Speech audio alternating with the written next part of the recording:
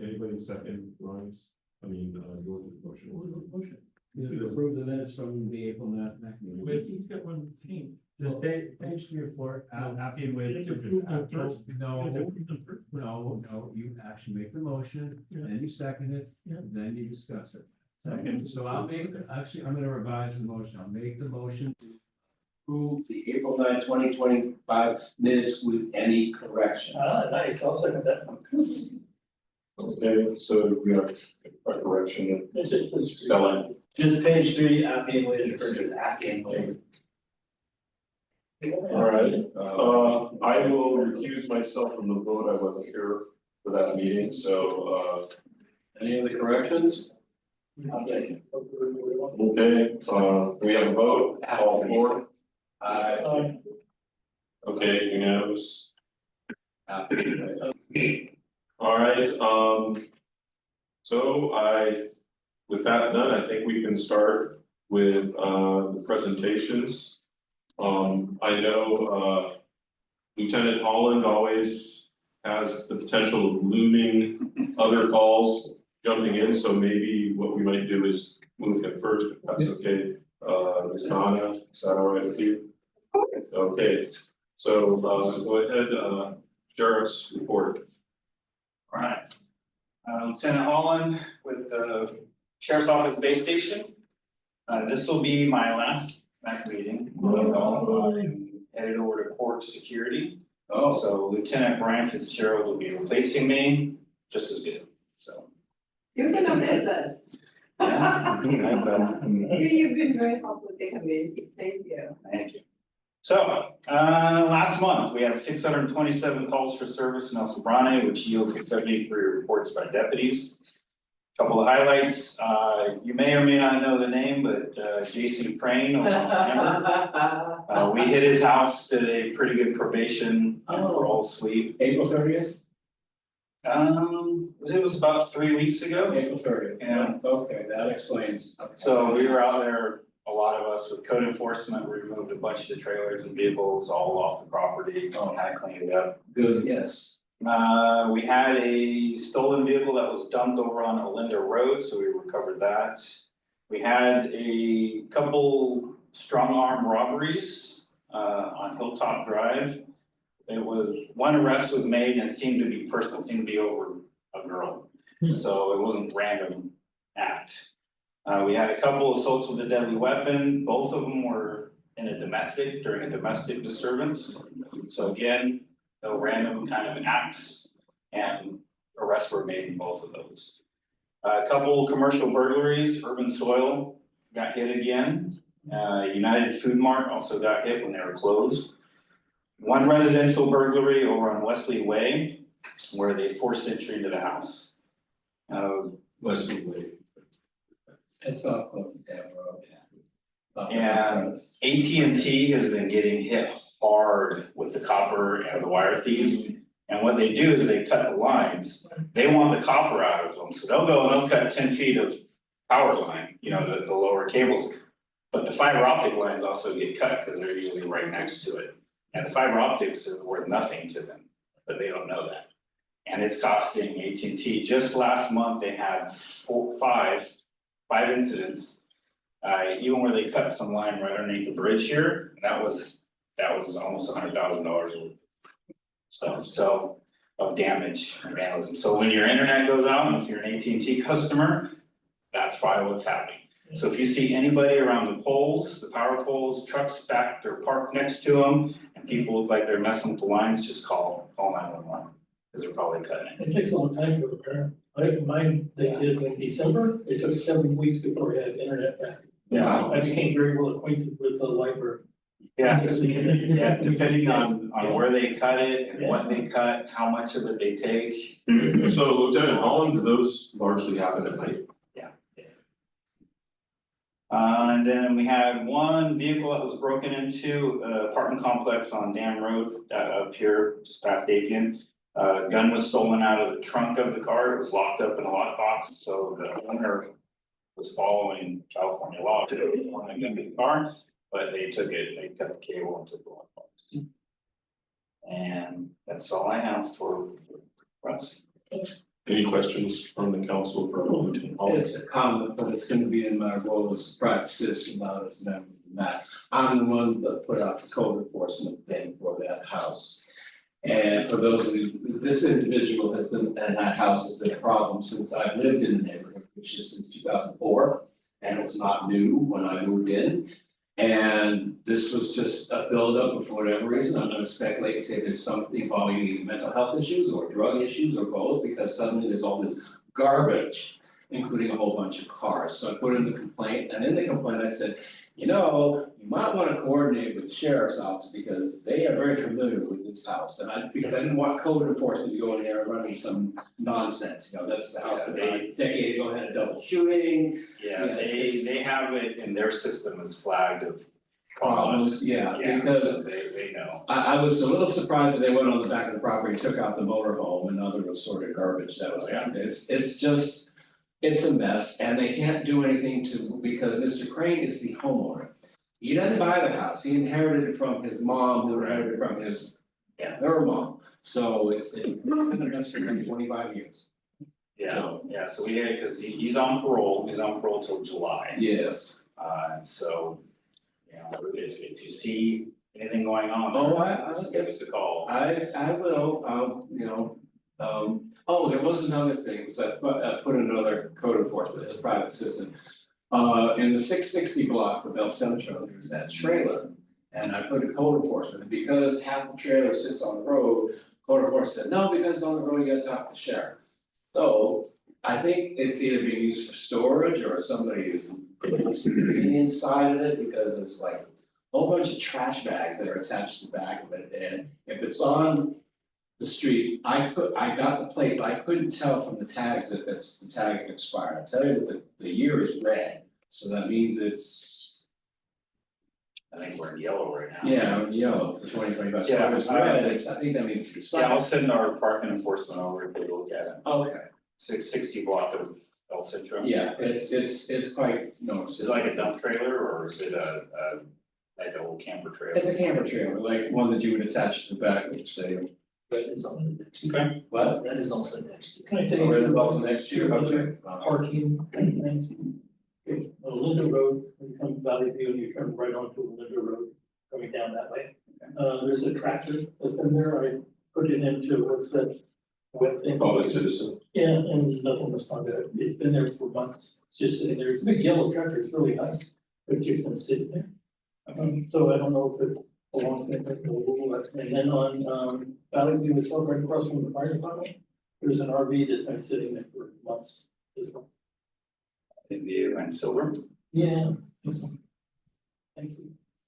Any other questions or comments from either? I have a question, unrelated to, when urban soil got, burglarized this time, I saw the video and the faces of who burglarized were very obvious. So I wanted to know if there's any. Yeah, we call them track flyers or ATV posters out to all of the local agencies, Alameda County, Oakland, because a lot of the people who are doing the marijuana break-ins, the dispensaries come from out of Oakland.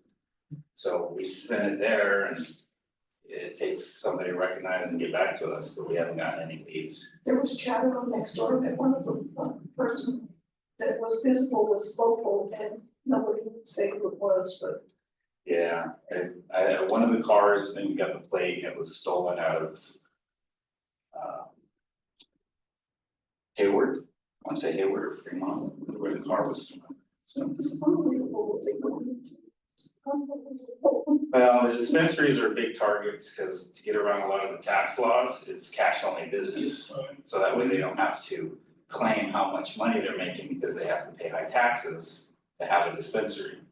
So it's cash only, so they keep a lot of cash and of course a lot of marijuana. And that's why they get hit. Anybody on the call have any questions for Lieutenant Holland? So I have a comment and a thank you. So speaking not as a MAC member, but as an organizer of the El Sobrante stroll, I wanna thank you for all the help that you've given the community on that. And I thought that the sheriff's office did a magnificent job on the last stroll we had. It So all kudos to you and Not me, yeah, they're actually out there walking, you know, they're the ones, I just point them in the right direction. And I, as a member of this and also as a private citizen, I appreciate the work, especially with that house, because it's a chronic problem and it, you know, and the reason I asked for specific days, because I'm leaving my house on that, and it was a Wednesday, and I'm driving, okay, it was like, oh, they haven't fixed it, okay. What? so, all right, unless there are any further questions. Yeah, thank you. Visual initiative. No, Brian Fitzgerald, he's a good guy, I'll set him up, make sure he's. So court security, as If you could pass me his email address, that would be great. Absolutely. and court security as in Martinez, Yeah, the which court? office is in Martinez, but it's for all the courts in the county. Oh, which court will you be? Cause I'm on the civil grand jury, so you might see me and you're like, what are you doing? Our office is in a separate building, so we're in the county administration building. Oh, okay, We're at the office. so you won't see me, and I won't. Yeah, you might see me walking around. Alright. Thank you so much for everything. Alright, well, thank you. Good luck in your field. Alright, Thank you for doing your service. you my time, thank you. So I think we can move next to the county update, Lonnie.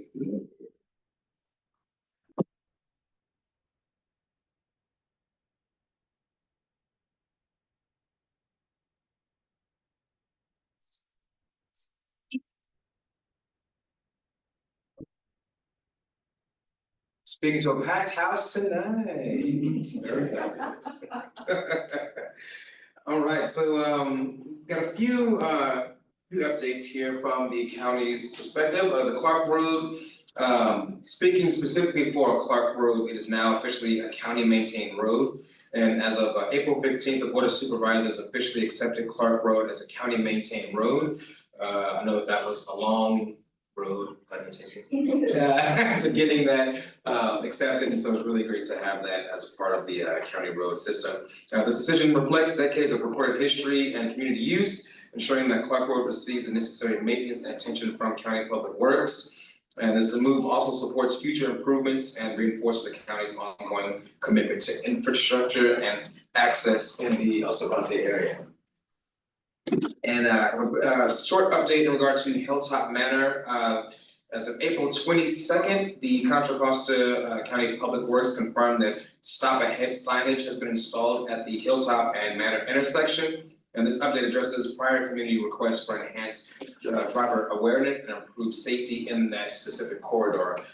Myself, along with a few MAC members, went out with Monish about a little over a month and a half ago to assess some troubling spots in San Pablo Dam Road and also in the El Sobrante unincorporated area. So it's really great to get that update finalized. In regard to the noise ordinance task force, the department, the county DCD continues its work on addressing noise concerns. And a follow-up task force meeting is scheduled for June 3rd at 6:30 p.m. The meeting will be hosted virtually via Zoom and is also open to the public. So for additional questions, you can send those over to Grant Farrington, and his phone number is 925-655-2868. Or Grant Farrington, that's GRANT.FARRINGTON at d.cccounty.us. And if you don't want to write all that information down, it'll also be listed in the newsletter that goes out this Friday. And a quick plug for public advisory committees and commissions. They serve as a great way for residents that aren't serving here on the MAC to gain some experience with leadership in the community. And so a few of the vacancies include the Assessment Appeals Board, Economic Opportunity Council, just to name a few. So if you'd like to know, get some more information in regard to the vacancies for District 1 specifically, you can reach out to me directly, and also there'll be information on the newsletter coming this Friday. Thank you. Any questions for Ronnie? So you said the Clark Road is now a county maintainer, when do they plan on starting? That's a good question, I believe there's a summer project, restrapping project, for East Richmond Heights and also, varying spots here in corporate El Sobrante that's happening in July, mid-July. So I can get back to you on the specific date, but I know that there's a countywide, restriping and repaving project happening in December. Any questions for? Oh. Thank you. So, there are other residents who want their streets, to be county responsibility Mhm. for safety purposes like evacuation route. Mhm. That, your street is your main evacuation route. Yeah. What is the procedure, I know Clark residents have been working on it for years. Oh, yeah, They're on to you too, but I'm very glad, congratulations to both them and you. But what is the procedure for other residents to go a similar route? More than likely, that would have to go through the senior traffic engineer, Monish. He was instrumental in helping us to get Clark Road to be adopted, and so it would have to go through Monish and his team. If you could connect us, Oh, yeah. I appreciate it. Yeah, for sure. Thank you. Any questions from online? Okay, Ronnie, thank you so much for the report. Okay, so I think we can move to the fire protection district update. Is Michelle Reinhardt available? She is. Hi, Chair and MAC Board. I'm actually tuning in tonight to hear Sohaila Bana and her presentation. I think the council member's view is very important for me to hear. If I could listen to that presentation and then provide my update. Perfect. Okay. So Hila, please. Thank you. Very soon to be Michelle, thank you. So, hello everyone, I'm Sohaila Bana. Nice meeting you too. I don't think if you've met before. If you're not on my mailing list, I'm gonna get your email addresses before I leave. Because it's very important, we are one community and that's my whole presentation about tonight. And by the way, here actually, I saw Yulia painting the mural. I stopped, took a picture of her to put on my community mailing list. Urge people to help go find me, but we have such a vibrant community. So I'm gonna talk about collaboration in action tonight. Just count the collaborations we have in place already and invite us to have more collaborations together.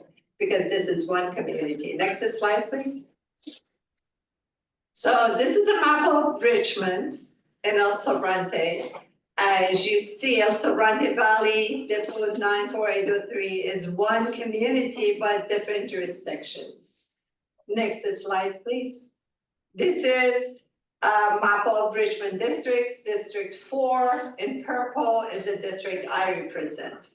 As you see, the majority of it is in El Sobrante. I also have Fairmead Hilltop to represent. Next slide, please. And this is a map of El Sobrante MAC, or unincorporated El Sobrante. As you see at the corner, we also have San Pablo, city of San Pablo by Rayleigh's. That's another area. So different jurisdictions in our one community. Next slide, please. So I started with 94803 emergency preparedness because response to public disaster is very important to everyone. I started with the mailing list. If you're not on it, I invite you to join, please. Email me and I'll add you. And then over the time, addressing different issues, it grew into West Contra Costa Fire Safe Council. So I'm the founder and I'm also the current chair. And because of that, I think people wanted me to go to city council. So I also represent District 4, which, as I said, includes Richmond portion of El Sobrante Valley and Fairmead Hilltop. Next slide, please. So talking about collaborations at the grassroots level, I joined, 94803 emergency preparedness and then Fire Safe Council joined similar efforts in Oakland. Some of the Oakland fire survivors started working saying that fire knows no boundary. governments should collaborate together too. Long story short, after 3 years, we are at the point that we have East Bay Wildfire Coalition of Governments, EBWC for short. So it includes both counties, Alameda and Contra Costa, cities of Berkeley, Oakland, Richmond, El Cerrito, Pinole, and Hercules. Supervisor John Joya represents Contra Costa County and also chairs the coalition. I represent the city of Richmond. On that map in the corner, the red area, shows the very high fire hazard severity zone. As you see, it is continuous along East Bay Hills. One of the things, for example, right now we're doing, by the way, I need to explain that. We are West Contra Costa Fire Safe Council.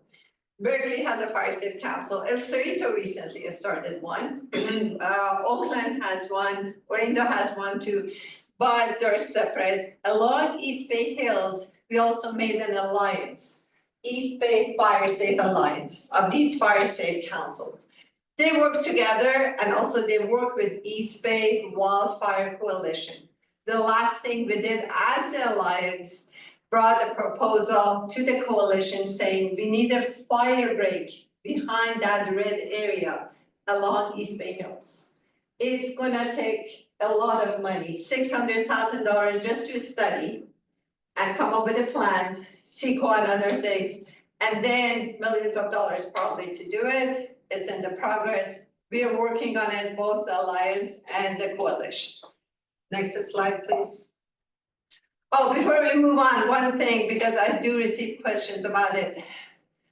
One neighborhood brought up the issue of fire hydrants. Yeah, are there enough fire hydrants in your neighborhood or not? So as I heard it as the chair of the West Contra Costa Fire Safe Council, but I took it to the coalition as representative of Richmond and asked East Bay Mod that has presentation to provide a map of all the fire hydrants that are working on it in the very high fire hazard severity zone, so you can see if there is not enough, they will provide it. I also asked for the water pressure to be measured. I asked it for Richmond, and John Joya suggested it should be for the entire coalition area. Next slide, please. So wildfire safety is just one aspect of local collaborations that are thriving in our beautiful, wonderful community. There are many more. You have seen their tables or their presence at El Sobrante Stroll, the green team that keeps it clean, good table that will come to full life very soon. Planting Justice that already does the farmers market, Triangle Shack that brings the artists together. El Sobrante Pride Group that makes us all proud, having the second event this year. I'm very glad to be a part of it. It's an honor. Citizens for Greener, El Sobrante. And the nice things about all these groups is that they all know each other. I mean, when something comes up, they all email each other, ask for each other's support, collaboration. Terry knows, George knows, Tom. I mean, we're all connected. And of course, in addition to all these new things, we've always had the faith centers, El Sobrante Chamber of Commerce, the Rotary Club that's helping with painting the cheese park now. Next slide, please. So I just wanted to show you a colorful picture because I think that's how El Sobrante is thriving right now. So many things are happening, from beautiful murals to all the activities and the community collaboration to keep it green and clean and beautiful. And also providing a ground for fostering the artists in the community. Next one, please. I just wanted to mention that the collaboration through each one of those local groups goes far beyond the community. And just for an example, I'm listing collaborations that go regional through West Contra Costa Fire Safe Council. First of all, you're all invited to the open house at Fire Station 63 this Saturday from 11 a.m. through 3 p.m. Ask questions from different authorities, from insurance to home hardening to many other topics. enjoy free pizza. But then just looking at the list of, I look under Ask an Expert, the list of all the tables that we have shows that West Contra Costa Fire Safe Council works closely, not only with Richmond Fire Department, but with CAL FIRE, CON FIRE. I work very closely with Michelle. Thank you for your support, Michelle, along the way always.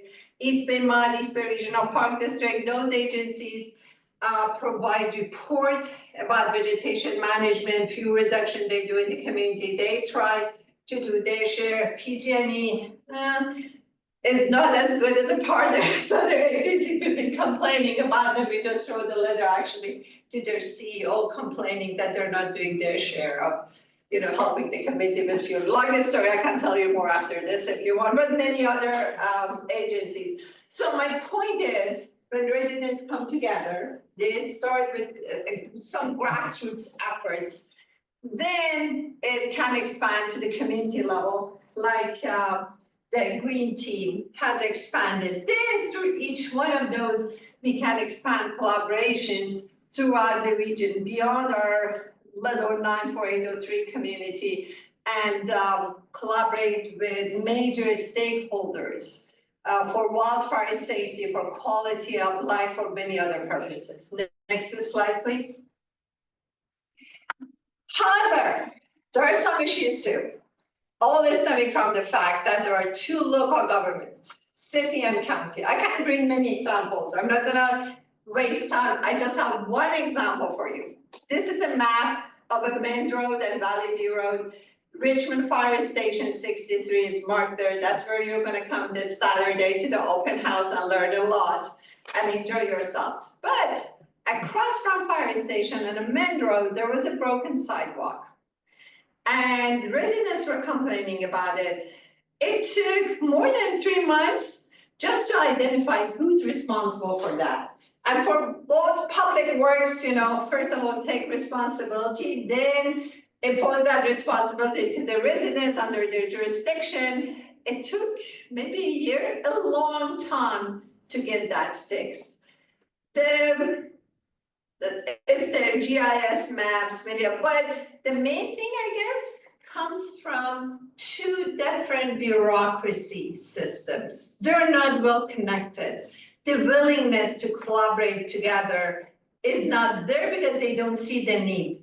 But we, the residents, feel the need.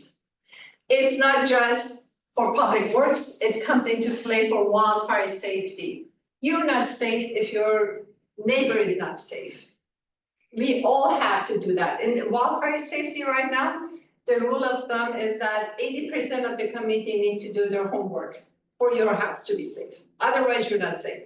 So we need to collaborate. It's the necessity of life for us to work together. And we have to take it up to our local governments and ask them to work together. Also, event sponsorship. The city was alienated in terms of El Sobrante Stroll, El Sobrante Pride. I had to convince them that residents benefit from those events, so they can sponsor the events. If you look at the map of bike lanes, I didn't include them because I don't wanna take so much of your time, but you see a segment of bike road, and then it abruptly ends, because this portion is city, and the county has its own maps. They don't collaborate to have continuous maps, it just doesn't make sense. It's common sense to have continuous roads in terms of wildfire safety in the region. For example, if you look at some of the city maps for wildfire safety, you think, oh, only one small portion is red, the rest is gray. But no, that's county. If you look at the county map, the whole thing is red. The danger is way more severe. Next slide, please. So I've been doing my portion as a city council member in Richmond. I requested SOS to cover the entire El Sobrante for its service. So if there is trash that needs to be picked up, if there are homeless encampments that need cleanup, there are hoarders, whatever, SOS will come to unincorporated El Sobrante, even though the budget comes from the city of Richmond. City of Richmond, for the first time, has sponsored El Sobrante stroll. I hope they do continue it, as well as El Sobrante Pride. The other thing is, City of Richmond pays, has grants for services that include Richmond residents. For example, even though if they're in unincorporated El Sobrante, the reach out mode for Oceana Tompkins Center, after school childcare or after school programs. They do receive grants from the City of Richmond, even though they're in unincorporated El Sobrante, because they do serve Richmond students. Next, please. So, let's have a vision for the future and improve things a little.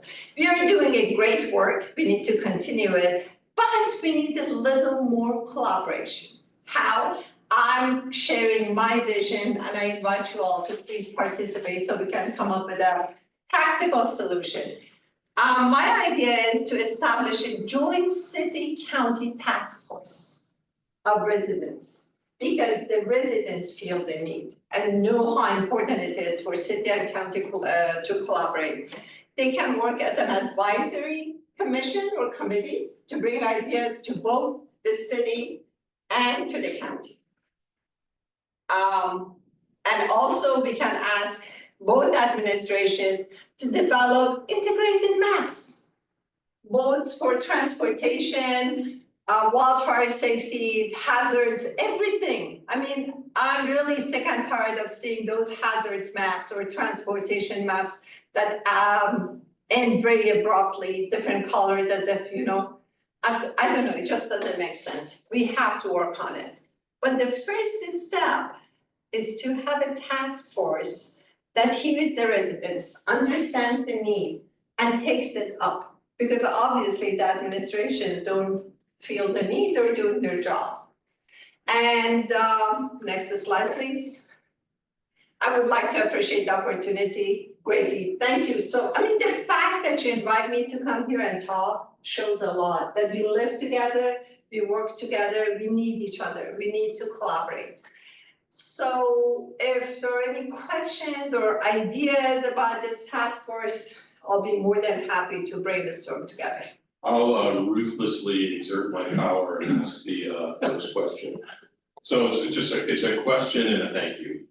And the question is more of a suggestion, and I sort of thought of it before you posted your slide about those two joint task forces. I was thinking it might be simple to convene a joint city-county working group focused on El Sobrante and Richmond. And, people could discuss the main priorities that come up, and some of them might be the two items that you posted on the slide. But I think that might be a really good first start, just a simple working group. And just, John Joya can appeal for members from the county side, and you can appeal for members from District 4. And, at least in meetings of this, we could sort of set out a list of the issues and sort of come up with priorities for, as you say, task forces. I love that. Then, Excellent. thank you. And then the second is a thank you, as somebody who's involved with putting the El Sobrante stroll together. Can't thank Richmond enough for the sponsorship. We're not like an extremely well-financed organization. And that these sponsorships really give us a little bit of operating margin to be able to be sure that we're putting this together and it's safe for everybody, and there's a lot of inclusion of all sorts of different groups. So, we've been having some really great strolls. Yeah, Great thank you partners. for the service you're doing. I personally believe it's the city administration's duty to serve its residents here, and El Sobrante stroll is a wonderful event for all the District 4 residents here. Why not? They should have done it before. I'm glad they have a presence and they support, and I hope it continues, and we should work together to make sure it happens. And the fact that such a committee or commission or task force is needed, if it comes into life, I'm sure that will play a major role in making sure this continues even long after, I'm not in the office anymore. My turn. Well, of course, I also want to express thank you for getting the city of Richmond donation to Sobrante Pride. We have our celebration at the Chiefs Park in Richmond because Sobrante doesn't have a facility that could accommodate such an event. And I think it's a wonderful thing that the city of Richmond would do it. And I hope other entities like, the supervisor's office, hint, and West County wastewater, hint. And I know that you have reached out, Harry, to the GM and whomever, the board president, so that's good, I'll follow up with that. And I want to thank, this is actually your role and what you've done is kind of a byproduct of why it was of the legal requirement to have the city of Richmond go to district elections. Because for the longest time, this area of Richmond was kind of ignored because the power base was in the point. Because everybody was elected at large and there were a lot of people that were in other parts of the city and just kind of ignored this area. And the fact that you took it on to make this area, the whole area represented, and if you're not on Sahela's email list, you should be, because there's a lot of information that she provides in those emails. But just the idea that you take it upon yourself to make sure that we are included, because we're unincorporated, and so we're kind of, El Sobrante in Spanish means the leftovers, and that's kind of how we have felt. But the fact that you're taking the initiative to incorporate everything, and remind everybody, same zip code, we all live together, some of us are covered by the county, some of us by the city, and try to make it a bit more seamless. It's very much appreciated because, you hear this, it's kind of a trendy buzzword, you feel heard, you feel seen. Well, because of your efforts to do that, we feel that because, it's a good thing, and I thank you again for the donation, I just thank you for, keeping us in the loop, as it were. Thank you, I appreciate that, I appreciate the support. Any other comments, questions, praise? Thank yous? Yes, thank you for your presentation, your enthusiasm is infectious. I'm not generally the biggest supporter of like newfangled technologies, but I'm curious, you're talking about integrating the maps, especially the housing maps, transportation maps. Is that like something that the city could look into using? Like it seems like if we can have AI generate every picture that someone can come up with in mind, like taking maps that were loaded in and integrating it seems fairly straightforward task. Thank you so much for that question, let me explain. So the maps come out of general plan. Yes. So the city does its own general plan, the county does its own general plan. For example, the county decides to have a bike lane on San Pablo Dam Road. Where does it end? There is no communication with the city. Yeah. They have their own map. But by 2040, we may have this here, but is the city gonna continue doing that? We don't know. Does anyone tell the city, hey, we're gonna do this? Knock, knock, could you continue it? There is no handover, there is no, so it's not just the physical maps, you're right, you can do it by AI, put them together. But the idea is collaboration in planning and everything. But the visual maps are important too, in terms of the hazards. I think for average residents to know what's going on around them, and glance at the map. If you go to the city website, look at the map and the hazards are shown, just half of them. It does make an impact visually. You may never go to the county maps and then put them together, right? Yeah. So the main thing is general plans, how we plan for the future to develop the area. We need that collaboration, it doesn't exist as far as I'm aware. There are many other things we can collaborate, for example, cert classes, city does it for their own, county does it for their own, we're one community, we are neighbors. We need to have certain number of cert trained people, many other things, emergency therapists, we need to collaborate together. Fortunately, our emergency responders have mutual aid agreement, they do work, but there are many other side issues. If you want, I'll have another presentation, but too many other details involved. So could it's only just going off the rails, but could the sort of mutual aid framework between, say, the fire departments,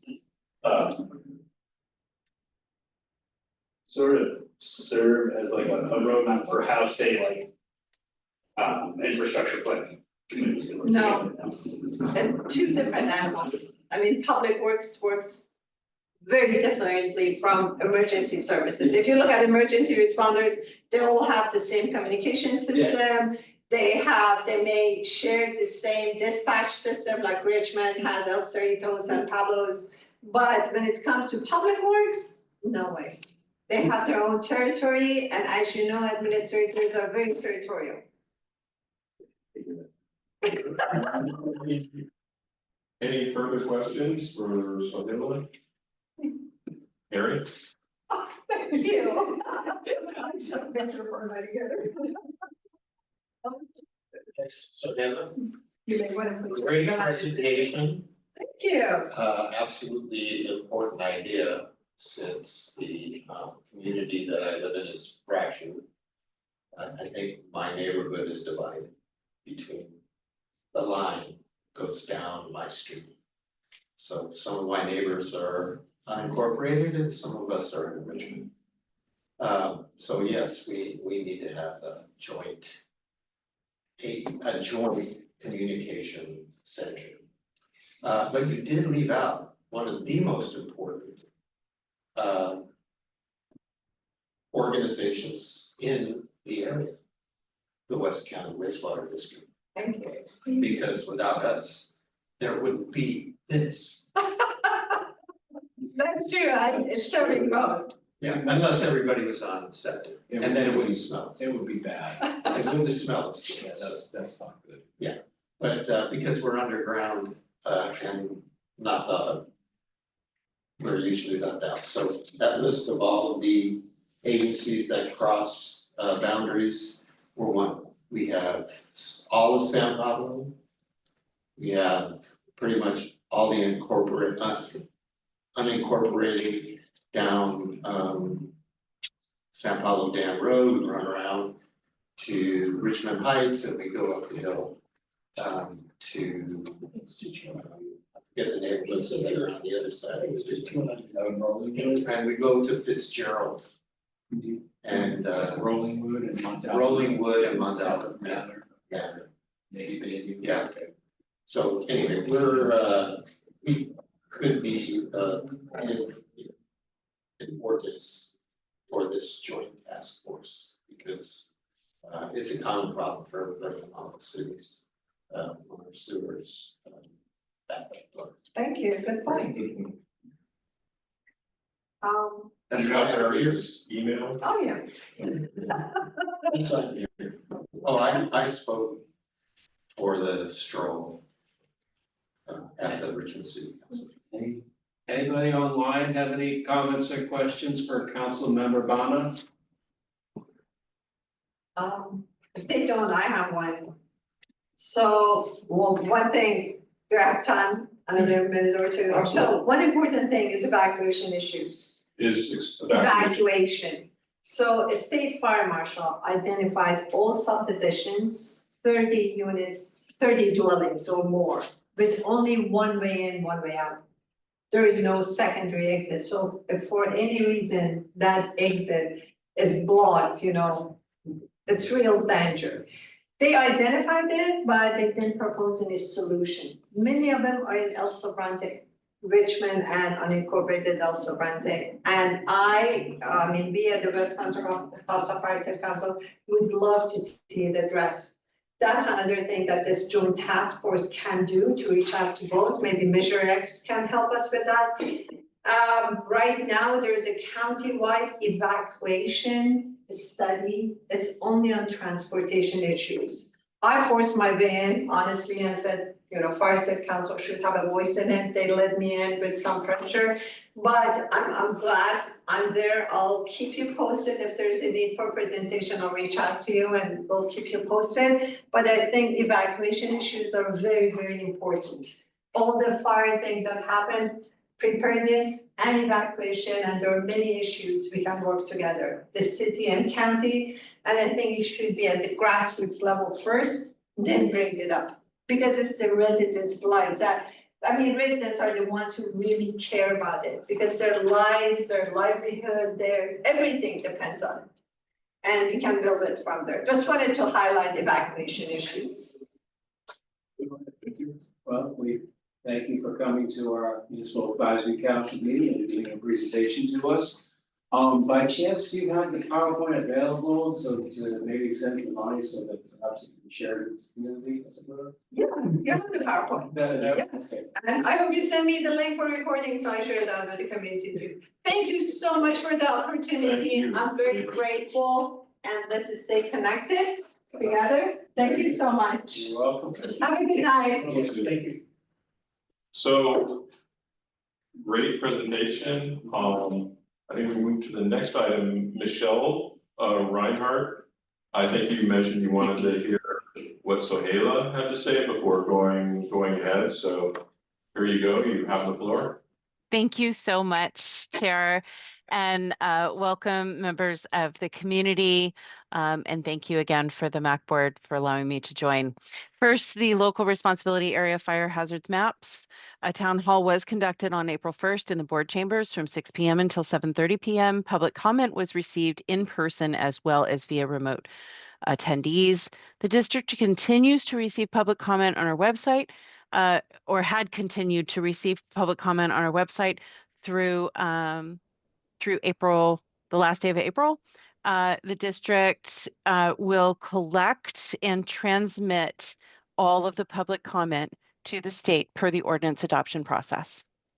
Hard copies are available at our main administrative office at 4005 Port Chicago Highway, Suite 250 in Concord for anyone who wants to request them in person. Our webpage also has them available. I'll pop that into the chat. And we encourage residents to visit the website as it does provide a fact sheet, a rollout plan, the LRA acreage breakdown, geospatial modeling, and it's also explained before and after maps. So you'll see the old maps and the old zones with the new zones. And we have also PDF copies of all cities, so you can zone in specifically for El Sobrante and view that information. And you can also see the link for the Fire Hazard Severity Zone viewer provided by CAL FIRE. Good news, the National Wildfire Mitigation Awards were held, and the district was recognized by the National Fire Protection Association, or the NFPA, with an honorable mention on a national scale for its work in completing 103 projects and for its use of the virtual dashboard to show the areas impacted by the projects. These projects were the project reports that I was giving out to the MAC as we were rolling through our grant. And they were all funded by Measure X, and it demonstrates the district's commitment to supporting wildfire mitigation projects throughout our county. 3 groups were recognized with awards. So an agency in South Carolina, and one in Kansas City, or I'm sorry, the awards were presented in Kansas City in late March during the Wildland Urban Interface Conference. And I'll pop the information into the chat so you can view those the summary of the awards. The East Richmond Heights Shaded Fuel Break Project, we are looking at a possible expansion of the proposed project. We are awaiting a funding opportunity. There's a word that there may be a new announcement coming soon. And if anyone would like to review the project, the boundaries, or offer a letter of support or commitment, please feel free to contact me. One thing in follow-up from Councilmember Bonna's presentation. The AB 2911 subdivision review program has a website where you can review through an interactive map the neighborhoods that fall under AB 2911.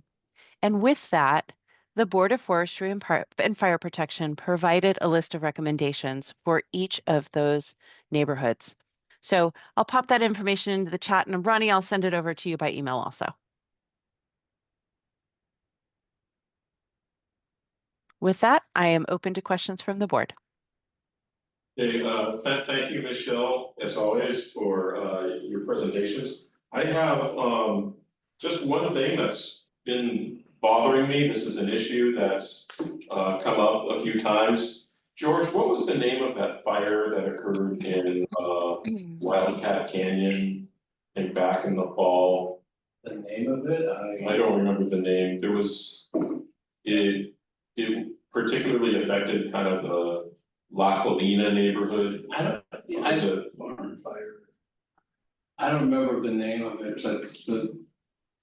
What's the, Everyone was calling it the doctor's house. well, that makes sense, anyhow, what. Yeah, so this basically occurred in the in Wildcat Canyon, sort of facing the southern edge, southeastern part of our unincorporated El Sobrante area.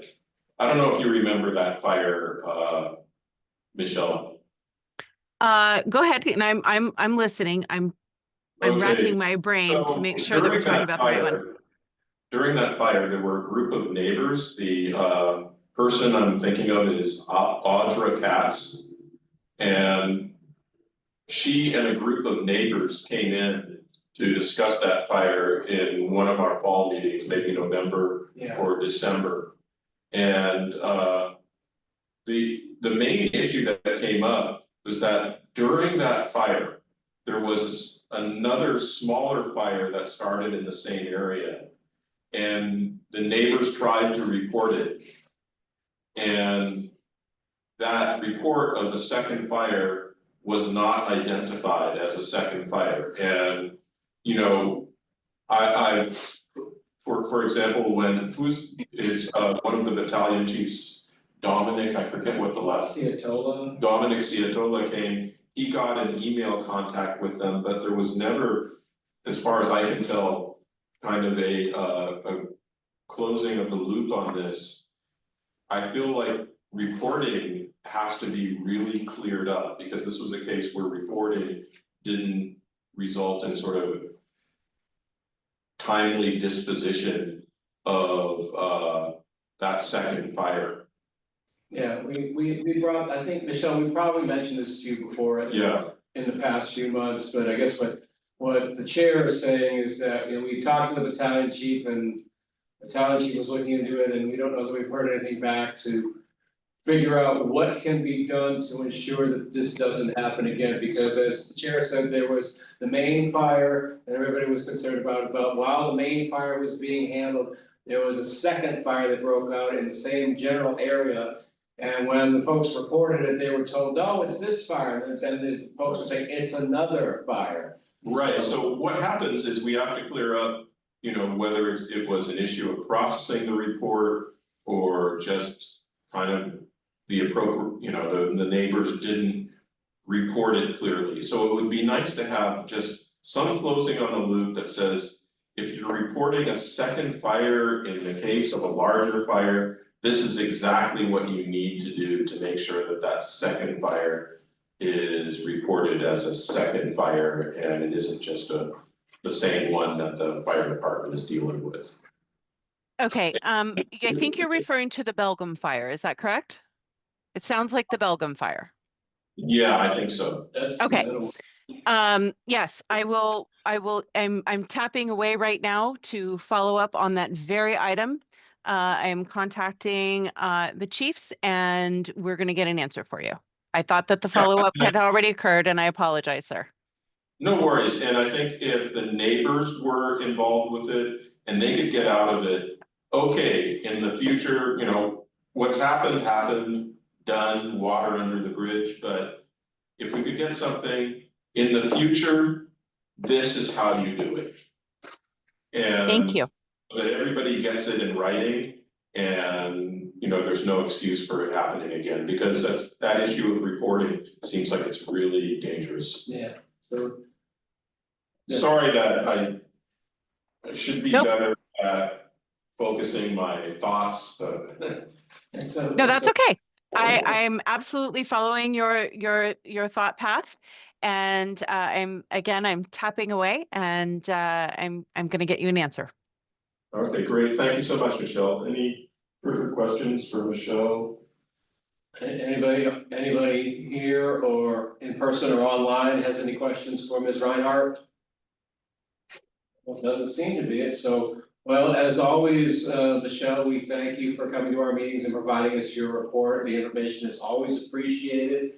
And we like the fact that you're quite willing to work with us, and then when we have some concerns, that you address them expeditiously. That's the vocabulary word of the day. Yeah, It's really great that we have somebody from fire here every month because, you know, as you can tell from Soheila's presentation, fire is one of our main issues. It's very important, Yeah. because yes. of our terrain, so. Yes. And, you know, similarly, I mean, the county coordinator working with all of the jurisdictions, you know, helping direct and move residents and constituents through this process to help navigate the larger system is really the goal, right? So I appreciate the opportunity, and I'll pop those things into the chat. And please feel free to follow up with me if you do not hear back from the chiefs within 1 week. Okay, well, appreciate it. Thank you so much. Thank you. So one thing I was wondering is before going into the variations, the discussion items, maybe we could do a quick public comment. Oh, yeah, that's So I fine. can get that out of the way. Does anybody have a public comment that they'd like to make, something not on the agenda? Did you come? Well, I make a have a public comment? public comment, I am not sure if I'm quite ready for it now, and I'm sorry. Okay, if you'd like to wait, we can do our discussion items first. Yeah, do your stuff and then. Okay.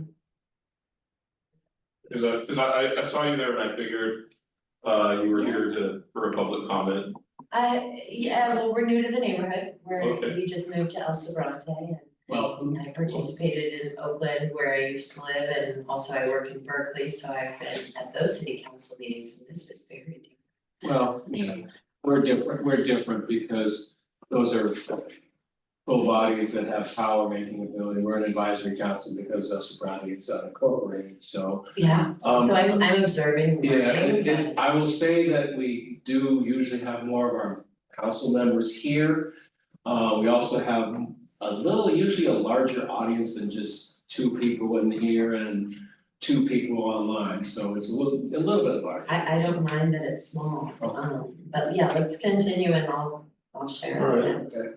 So our discussion item is county file number CDDP 25-03007.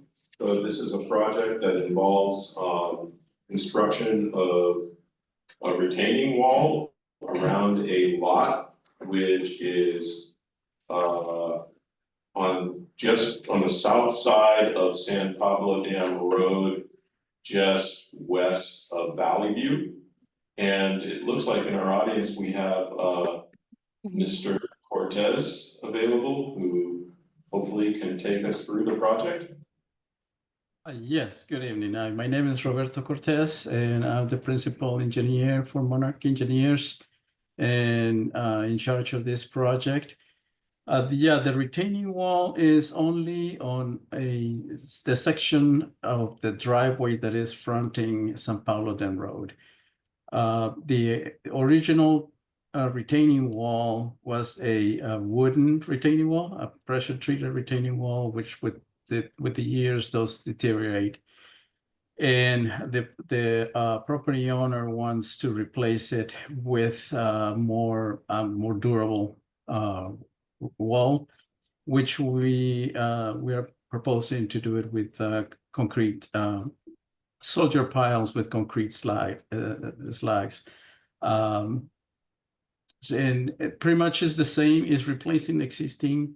The grade is going to be raised a little bit, and not because the retaining wall is higher, is because the original retaining wall failed, and so there's been over the years there's continued erosion of the grade, and that has created has lowered the existing grade and undermined the driveway to the apartment complex.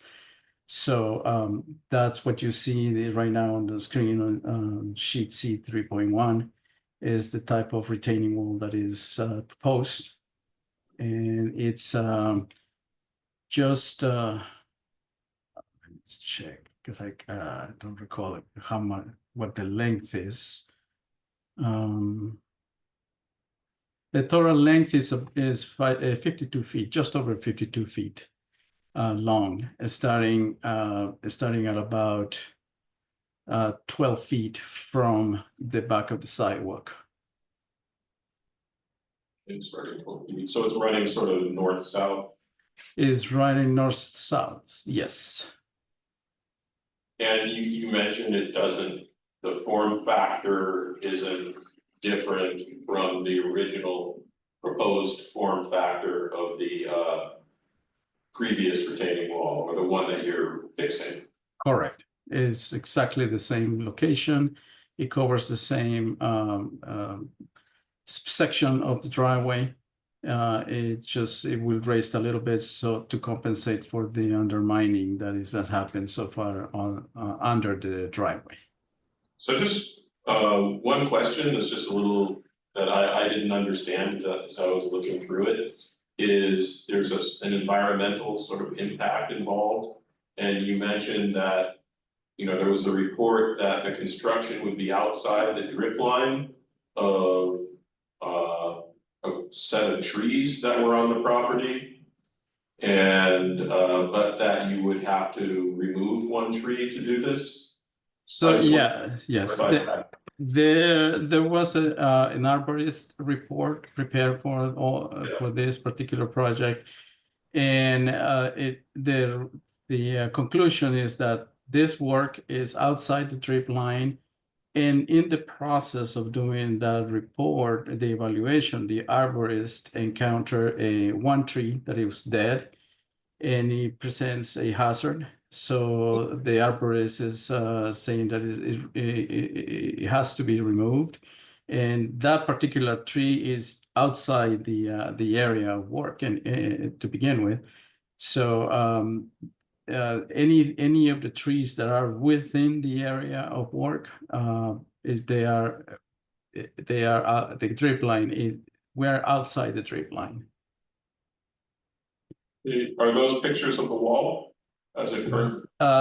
Those are pictures of the existing railing. The wall is almost you cannot see it anymore. It's been deteriorated so much that it's almost you can see it. I can see only certain portions of it. Okay, and the railing is buckled because the wall is? Yes, the driveway is sinking, and along with the driveway, the railing is sinking as well. Do other folks from the council have any questions, or is there any further information that you'd like to convey about the project? No. Okay. Questions or comments from the council? I think it's good to go as is, as it needs to be done. The existing wood retaining wall is falling apart, the tree in question is deceased. The work needs to be done for structural integrity of the property and the building itself, so I don't see an issue with it. We have a motion to approve. I'll make that a motion that we, Not as approved, but a motion to be. send a letter. Send a letter. Yeah. I mean, no objections, there's nothing that we find to object, that seems perfectly. No, anybody? So Mr. Cortez, I'll send an email to the engineer listed on the application stating that the MAC has no objections to this project. Thank you. So a motion to approve such a email. There's second, Okay, all in favor? Okay, here we go. All right. Okay. Thank you. Thank you for coming to the meeting and providing us the information. We appreciate your attendance. All right. Thank you. Thank you. Bye. So I think we can maybe go to open agenda, since it's sort of next on the public comments, since it's. Okay. All right, so we have a public comment, we have our new El Sobrante and this way, so what? I don't know if I should read what I wrote, which you've already read. You're Ronnie? Yeah. Okay, nice to meet you. I'm Becca. Yeah, just however you feel most comfortable, Okay, you wanna then read it, read it. I am, it's very different, because I was, used to a room full of people and some intense outliers hollering at, Berkeley City Council meetings, very. That's typical there, not here. This is nice, so, yeah, we love it here, we've lived here, I think, since March something or other. And it's a dream come true, all the neighbors we've met are amazing. We patronize a lot of the small businesses I have vision about once I'm not so busy helping you all enliven the downtown, I work at Acme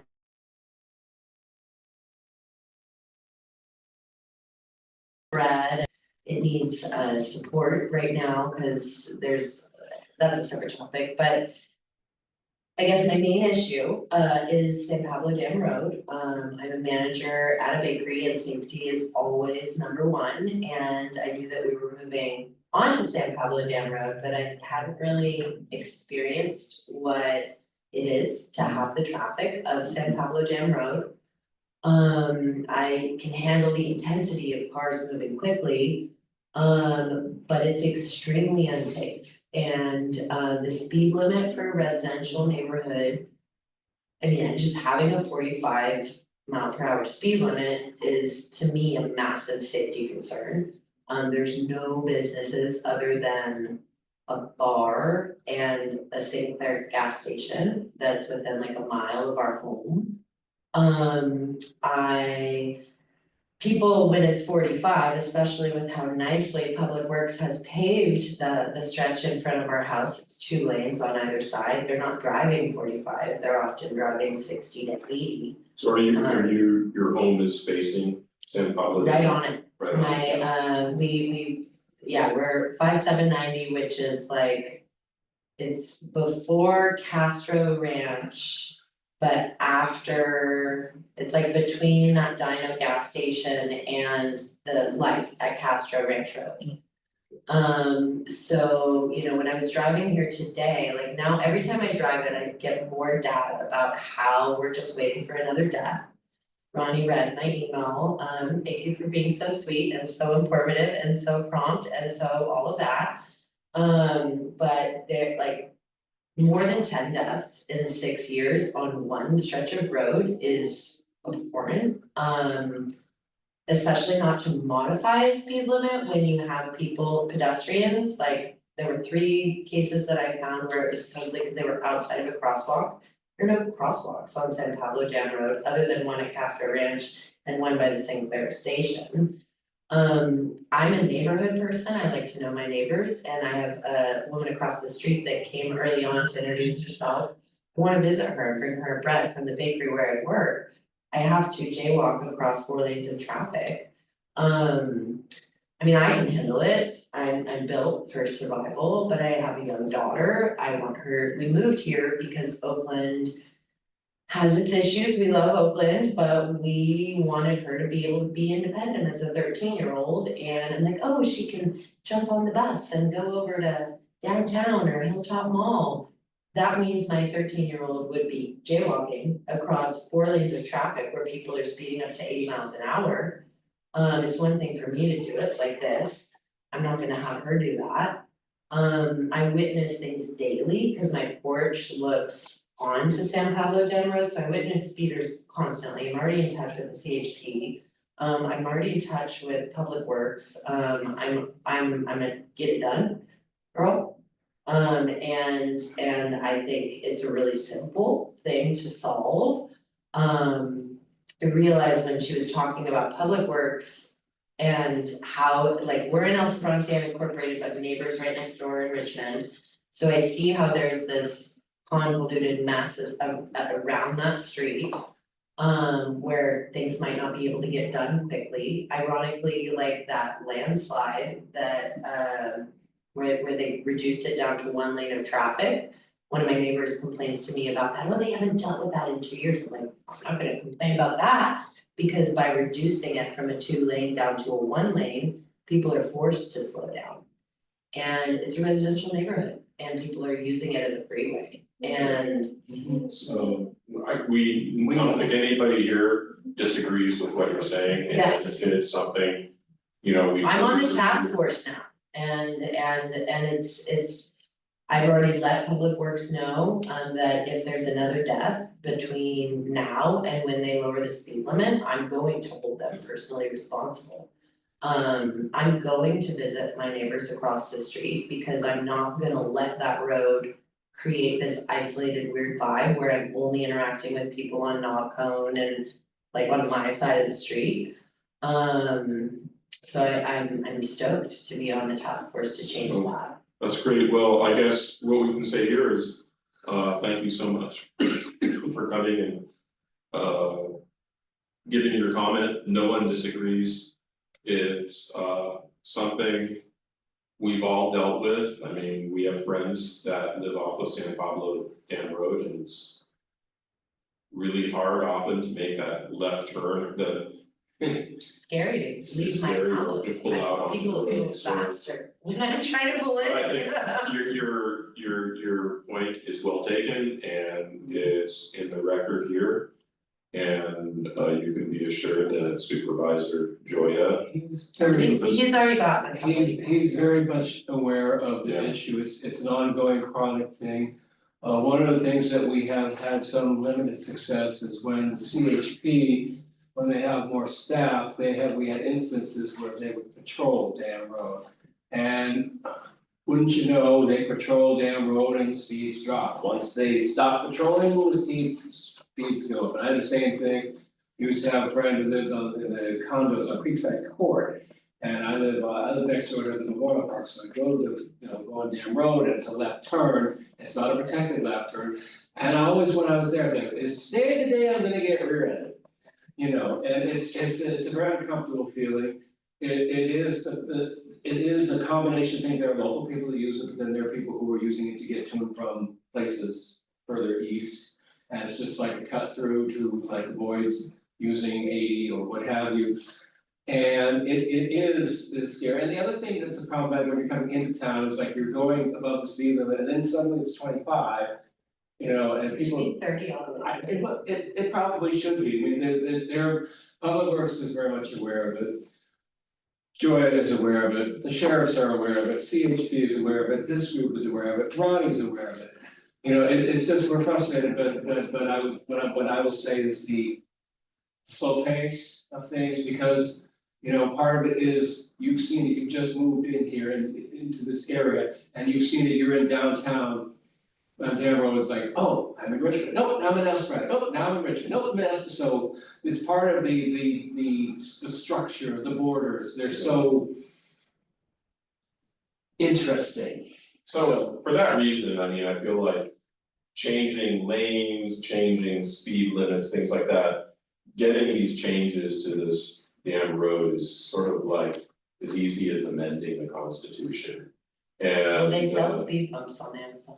Yeah, I'm not gonna do it. This, But I think like one particular, you know, way I think we all could go is maybe banging the table for more law enforcement resources. Because as George points out, the more cops there are on the road, the slower people go. yeah, I mean, and we know you're not exaggerating, because when I headed To not have crosswalks in a residential neighborhood, 2 bus stops. I would just say your point is really well taken. And, you know, it's registered, and I think unless, you know, there are further things we wanna discuss. Dam Road's not gonna change. It's not a question about that we don't agree with it, we all agree. I've lived in El Sobrante since I was in the 9th grade, I'm turning 79 this year. I've been here a long time. San Pablo Dam Road is a freeway. 4 lanes, unusual for through a community to have 4 lanes down through your whole community. And people don't slow down, it doesn't matter what the sun says, honestly. nobody, when you hit the 25, there's not a person that slows to 25. I do. Yeah, you do, but you're rare.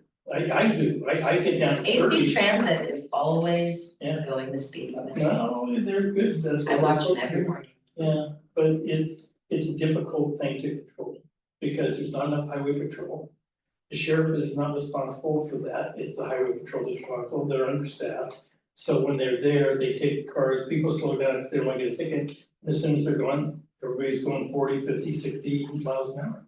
It's coming down from Orinda, which is already 50-mile-an-hour zone that nobody drives 50, they drive 60 and 65. And so they come off that hill and come past your house and speed right into the city, and even in the city. And they're right still into going the sun, Yeah. mind you, like today when I was driving here, there's sun, and I get to that church right across the street from Dino. And there was a woman legally jaywalking, because it's legal now to jaywalk, to go to an event at that church. And she was just walking across, I saw her. If somebody had been looking at their phone in that moment, she could have been the next one. And I think I don't think people should be allowed to die year after year after year on one stretch of road and nothing happened. And the I other, think that's going like this. and the other, it's from the other end as well, because, you know, coming from San Pablo, from Rayleigh's, coming off the freeway, that's it, you know, you hit green lights, that's downhill, and people come flying into the downtown, you know, and it's like, you know, I'll be driving through in downtown area doing the speed limit, and somebody will blast by me like, what are you doing? This is like, it's 4 lanes, but this is kind of, you know, it's dense there, you know, all the businesses and stuff, and residences, and you're driving approximately 50 miles per hour in that area, it's just, you know, it's like the chair said, you know, we're aware of this and we're frustrated by it, and it's a pacing thing, and you heard Mr. Herman said he's lived here for more than 60 years. You know, which is longer than most of it. I've lived in El Sobrante since 2004, and you know, I would drive, but when I moved here, drive down, I'm like, what the hell? You know, so it's a long-standing problem, we're frustrated by it, we have repeatedly, you know, John Joy has been the supervisor for this district since 1998. So he's aware of it, and okay,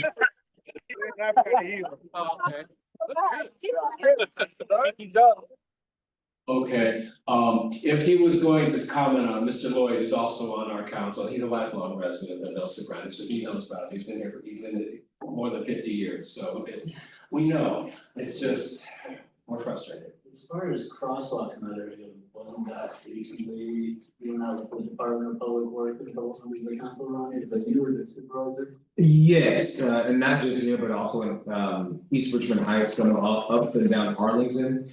They're experiencing something different, I'm sorry, similar, just with 2 lanes, like people are using Arlington to, and they're flying up and down But Arlington. so very recently, they were out like assessing sort of options for improving the crosswalks, so that should get a little bit harder.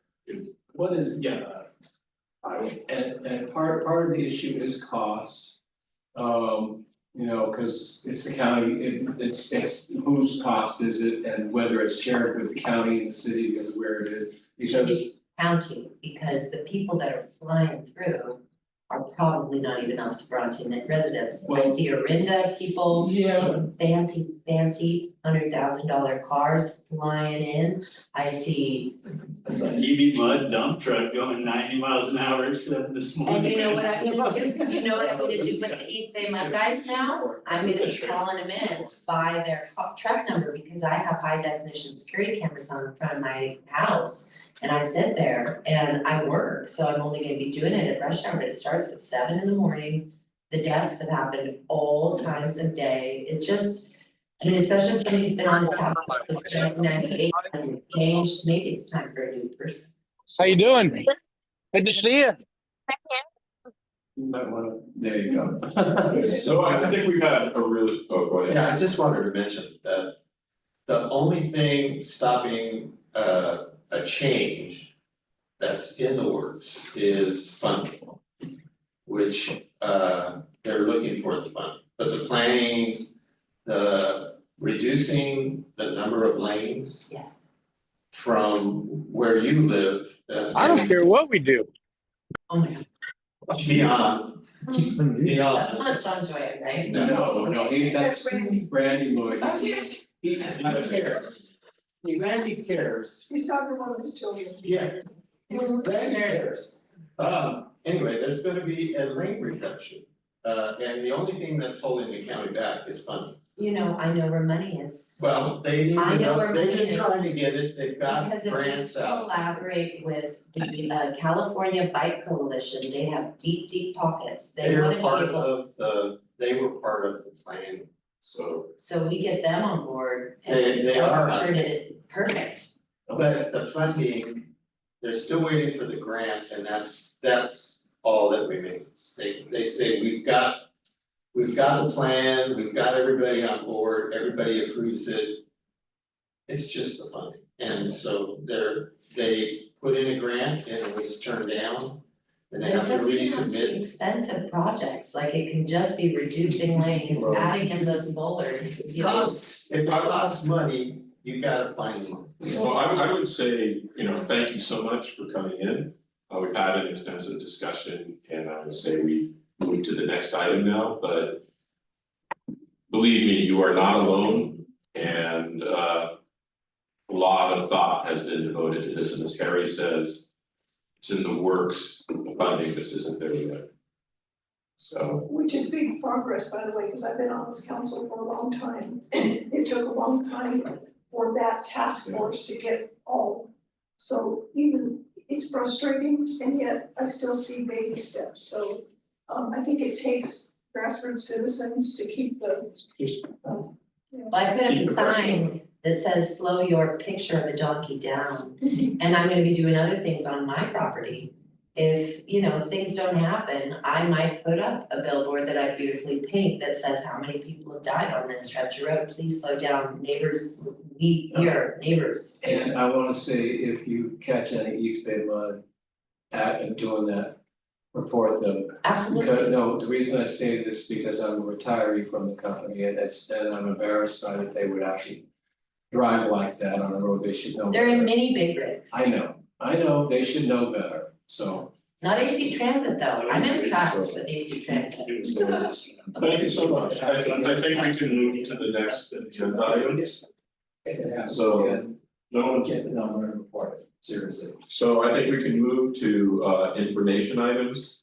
I have one brief information item, and that is I attended, I don't know what you would call it, it was like a welcoming party for the Good Table.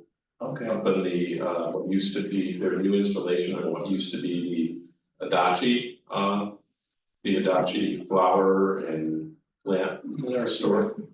And yeah, it's going to be, when did Linda say? June, I believe she did. Yeah. Juneteenth, okay.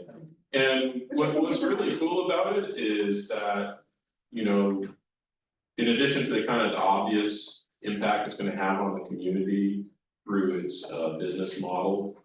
They have various subcommittees that are working on community engagement in a big way. And I think it's gonna be just great, so. And it's a project that's been in the making for, I wanna say, close to 10 years now. I would think, because it was still in progress just as COVID started, and it's still in progress. They've overcome a number of hurdles, as the chair said, have you been to the Sobrante Farmers Market yet? Okay, so basically, you've seen the triangle works and the stuff up there and all the construction, that's what they're talking about, it was a nursery, Adachi, and it went out. Nursery, that's it. And they've been slowly but surely converting it and overcoming obstacles, and it's basically a pay-as-you-go restaurant, Is community it the space. planting justice location? Yes, We that's- raise money for that. Yes, so it's a really great project, and when it comes to tuition, it's gonna be awesome. So, Yeah, It was like- excellent, are there any other information items? I'll just say, since Mickey's not here, that we're having our third Saturday cleanup this Saturday here at the library, starting at 10. And the usual, but everything will be available, pick a spot, come sign up, have some fun, and pick up the trash. Okay, 10 to 12 here. Don't think it got mentioned since it happened, but we welcomed El Sobrante sign and catch entries back up. Oh, good, okay. I didn't say, was it down? Oh, yeah, it was down the road. Did it get hit by a car? I think it was running when It slid down? No, the wood rotted. yeah, weather and time damage, but it's back up. Okay, it's been about, so that was the subcommittee report. So what are we looking at for agendas for the next item? I can't even talk, agenda items for the next meeting. What are we thinking? Do you have an update on what's happening with Jelly's place? We had a meeting with Chevron, the Joe's Place director and a few other stakeholders, and so we're working on trying to extend that timeline. We're just waiting for them to get back to us on some of the information, but it's in the works. We've identified a location that's in the North Richmond area for them to locate to, and so we're just trying to get everybody's schedules together to have that additional meeting, but Okay. yeah. So do we have any special agenda items that we're going at next? We got the usuals on the presentations, anything else you can? We have a few. I know Daniel Barth was wanting to postpone he was actually supposed to speak in April, but wanted to get tabled to June, so we have him. And John Kopchik from DCD is also coming back. Okay. Joy June. The trees. Yes. Okay, cool, so. Yeah. All right, so we've got the two extra items for June, so I think. Yeah, that should be. So, I'll lead an excused absence for June. No, we can't be excused, not allowed. I'm kidding. Well, I guess you can close us, so I think we're done. So, okay. We're adjourned, we're adjourned.